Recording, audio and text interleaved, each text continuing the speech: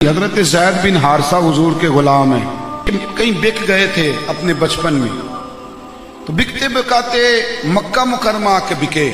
یہاں جب بکے نا تو حضرت خدیجہ الکبریٰ رضی اللہ تعالی عنہ نے خرید لیا۔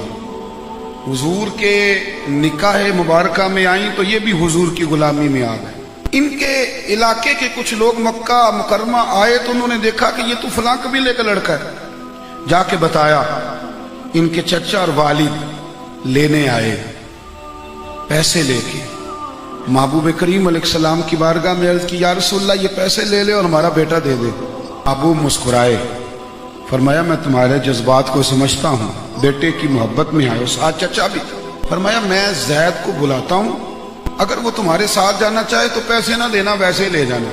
چچا بولا، کہنے لگا یہ بھی ہے کہ وہ غلامی چھوڑ کے نہیں جانا چاہیں گے، بڑی دقت والا کام ہے۔ نبی کریم صلی اللہ علیہ وسلم نے نا آواز دی، میٹھا اور مد بھرا لب و لہجہ، فرمایا زید تمہارے والد تمہیں لینے آئے ہیں، اگر جانا چاہو تو میری طرف سے اعتراض کوئی نہیں، جانا چاہو تو جاؤ۔ ابن اسحاق لکھتے ہیں جناب زید نے سنا تو دوڑے آئے، حضور کے قدموں میں بیٹھے، رونے لگے، حضور میں نے نہیں جانا، یا رسول اللہ میں نے نہیں جانا۔ محبوب کہنے لگے والد ہیں، چچا ہے، جاؤ۔